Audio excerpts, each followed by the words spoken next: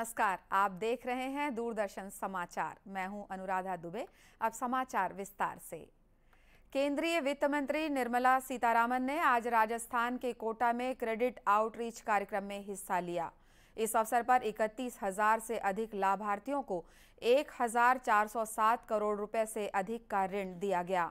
ये ऋण सरकार की कल्याणकारी योजनाओं, प्रधानमंत्री मुद्रा योजना, स्व सहायता ग्रुप क्रेडिट लिंकेज, किसान credit card, stand up India scheme और प्रधानमंत्री रोजगार सृजन कार्यक्रम के अंतर्गत दिए गए।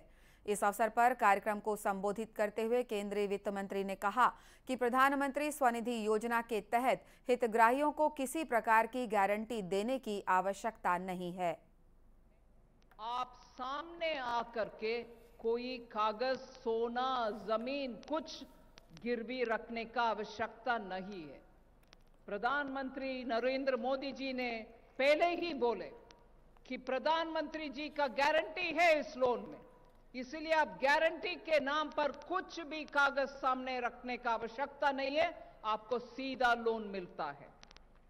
ऐसे ही मुद्रा लोन, जिसमें महिला के भागीदारी भी, महिला ज्यादा उपलब्धि लेते हैं, उसमें भी आज 3,700 से ज्यादा महिलाओं को और पुरुष का भी मुद्रा लोन मिलने वाले हैं।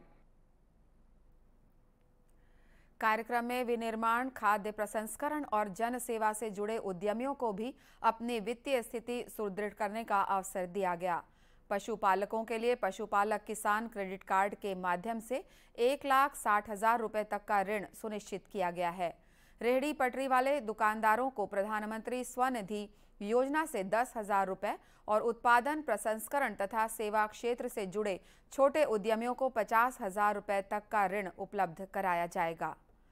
केंद्रीय सूचना, प्रसारण, खेल और युवा कार्यक्रम मंत्री अनुराग सिंह ठाकुर ने विदेशों में बसे भारतीय युवाओं से भारत में नवाचार और निवेश की अपील की है। उन्होंने कहा कि भारत में निवेश की प्रचुर संभावनाएं हैं। इंदौर में प्रवासी भारतीय दिवस सम्मेलन के पहले दिन युवा प्रवासी भारतीय दिवस कार्यक्रम में श्री ठाकुर ने कहा कि अंतरिक्ष और ड्रोन के नए क्षेत्रों में निवेश के अवसर उपलब्ध हैं। 1/6 of the humanity. In other words, 1 in every 6 person in the world is an Indian. Our youth is 60% of the population. In fact, you would be surprised to note that the median age of Indian diaspora in many countries around the world is less than that of other foreign-born and immigration populations there, making Indian diaspora youth a sizable force in several countries to reckon with. The Indian diaspora is hardworking and are go-getters in their fields. Your spirit is unparalleled and unflinching. गौरतलब है कि 3 दिवसीय प्रवासी भारतीय सम्मेलन आज मध्य प्रदेश के इंदौर में शुरू हुआ। प्रधानमंत्री नरेंद्र मोदी कल इस सम्मेलन का औपचारिक उद्घाटन करेंगे। मुख्यमंत्री भूपेश बघेल ने आज रायपुर में राज्य स्तरीय छत्तीसगढ़िया ओलंपिक का उद्घाटन किया। बलबीर सिंह जुनेजा इंडोर स्टेडियम में आयोजित हो रहे इस समारोह में प्रदेश की लोक संस्कृति सहित स्थानीय खेलों को जानने का मौका मिलेगा।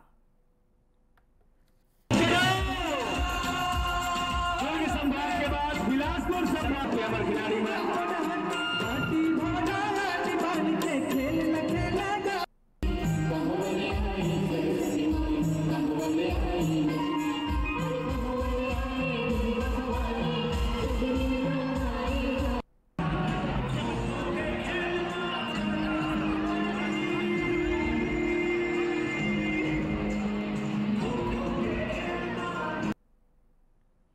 इस अवसर पर कार्यक्रम को संबोधित करते हुए मुख्यमंत्री ने कहा कि छत्तीसगढ़िया ओलंपिक से प्रतिभागियों को एक और जहां मंच मिलेगा, वहीं उनमें खेलों के प्रति जागरूकता बढ़ेगी और खेल भावना का विकास होगा।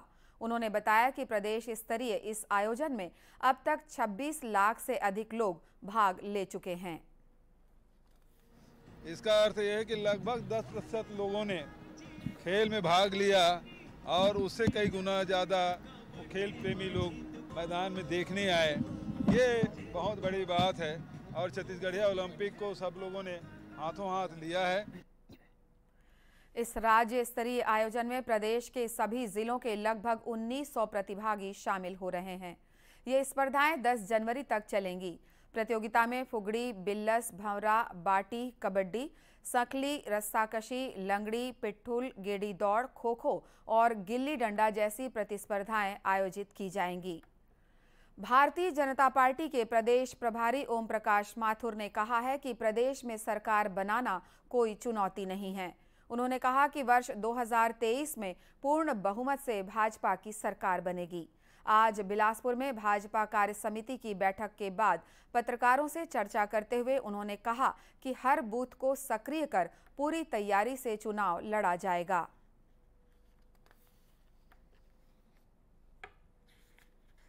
कोई चुनौती नहीं मानता। मैं पहले दिन आया, उस दिन एयरपोर्ट में बोल गया था, हम हर काम को, ये संगठन को खड़ा करना हमारी चुनौती है।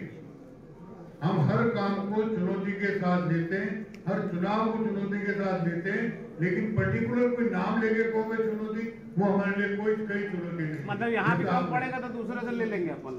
कम पड़ेंगे, क्यों कम पड़ेगा? फोन मोहम्मद साहब इंतजार करिए ना, चुनाव रिजल्ट ना मेरे पास वो रिजल्ट है ना आपके पास रिजल्ट है। श्री माथुर ने कहा कि भारतीय जनता पार्टी आज जिस मुकाम पर है वो कार्यकर्ताओं की मेहनत का नतीजा है। अब लेते हैं एक छोटा सा ब्रेक।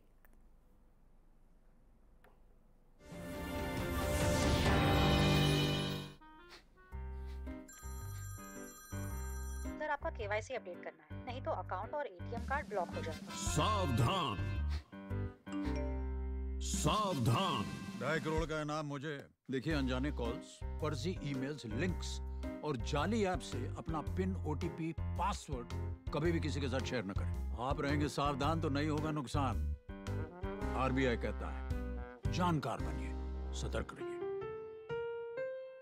क्या बात है, बहुत सिंपल लग रहा है। 3 महीने में पैसे डबल? वाह, फास्ट और हाई रिटर्न्स भी। क्या स्कीम है? कल तो नहीं थी यहाँ, और कल होगा भी नहीं। तूने कभी 5 ओवर में डबल सेंचुरी मारी है? ऐसे स्कीम के बहकावे में आके हम धोखा खा सकते हैं। और आरबीआई कहता है, अपना पैसा सुरक्षित रखो और समझदारी से निवेश करो। अगर ज्यादा रिटर्न के पीछे भागोगे तो रिस्क भी उतना ही उठाओगे। और फास्ट रिटर्न से बच के, और फास्ट बॉलिंग से भी। आरबीआई कहता है, जानकार बनिए, सतर्क रहिए। ब्रेक के बाद एक बार फिर स्वागत है आपका दूरदर्शन समाचार में। राष्ट्रव्यापी टीकाकरण अभियान के अंतर्गत देश में अब तक 220 करोड़ 13 लाख से अधिक कोविड टीके लगाए जा चुके हैं। पिछले 24 घंटे के दौरान कोविड की 58,938 डोज दी गई। फिलहाल देश में 2,423 लोगों का कोविड उपचार चल रहा है। पिछले 24 घंटे में देश में कोरोना के 163 मामले सामने आए हैं। देश में इस समय कोविड से ठीक होने की दर 98.8% है। पिछले 24 घंटे के दौरान 247 लोग कोरोना से स्वस्थ हुए हैं, जिससे कोरोना से स्वस्थ होने वालों की संख्या बढ़कर 4 करोड़ 41 लाख से अधिक हो गई है। इधर छत्तीसगढ़ में बीते 24 घंटों के दौरान 1377 सैंपल्स की जांच में कोई भी व्यक्ति कोरोना संक्रमित नहीं मिला है। वर्तमान में राज्य में केवल 2 कोरोना संक्रमित मरीजों का उपचार चल रहा है। प्रदेश में कुल 11,77,760 कोरोना संक्रमित मरीज पाए गए हैं। इनमें से 11,63,612 मरीज स्वस्थ हो चुके हैं। केंद्र सरकार की विभिन्न योजनाओं का लाभ मिलने से सक्ती जिले के केकराभाट ग्राम पंचायत की महिलाओं में उत्साह की लहर है।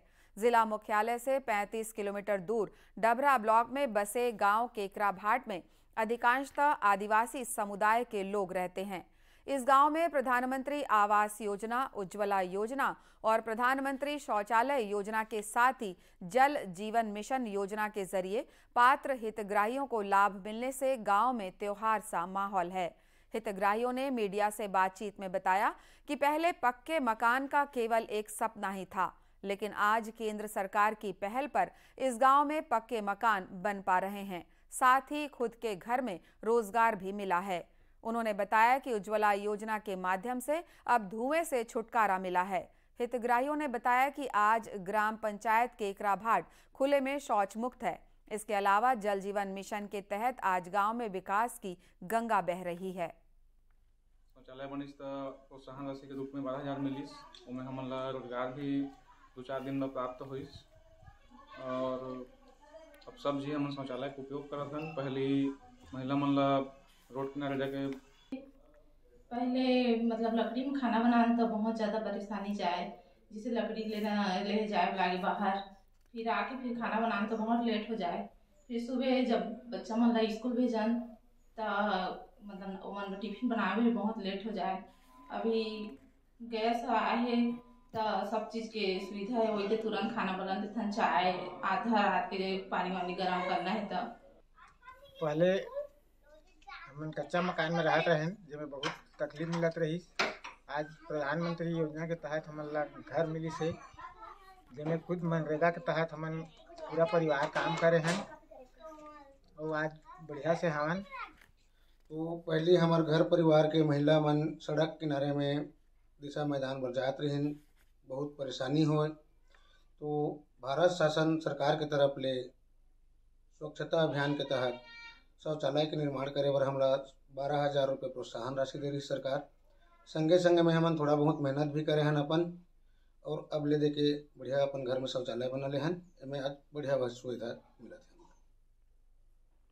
गौरतलब है कि केंद्र सरकार की योजनाओं के माध्यम से एक तरफ जहां लोगों का आर्थिक विकास हो रहा है, वहीं सामाजिक स्तर पर भी उन्हें मजबूती मिली है। आसमान साफ होने के साथ ही प्रदेश में कई हिस्सों में कड़ाके की ठंड पड़ रही है।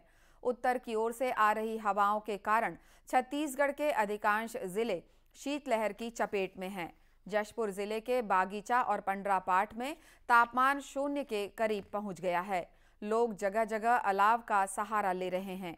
स्थानीय निवासियों ने मीडिया से बातचीत में बताया कि ठंड की वजह से आम जनजीवन प्रभावित हो रहा है। वहीं लोग दिन में भी गर्म कपड़े पहने नजर आ रहे हैं।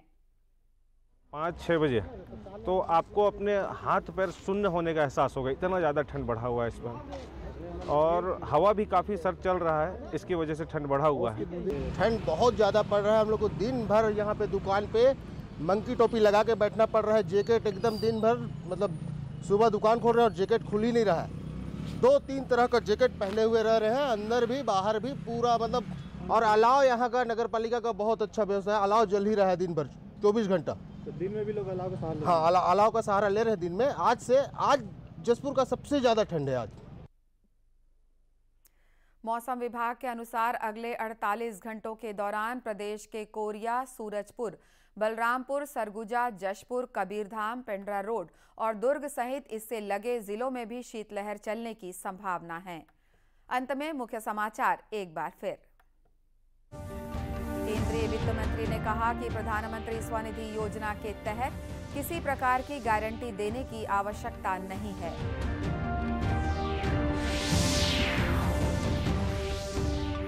केंद्रीय सूचना, प्रसारण, खेल और युवा कार्यक्रम मंत्री अनुराग सिंह ठाकुर ने विदेशों में बसे भारतीय युवाओं से भारत में नवाचार और निवेश की अपील की। मुख्यमंत्री भूपेश बघेल ने आज रायपुर में राज्य स्तरीय छत्तीसगढ़िया ओलंपिक का किया उद्घाटन।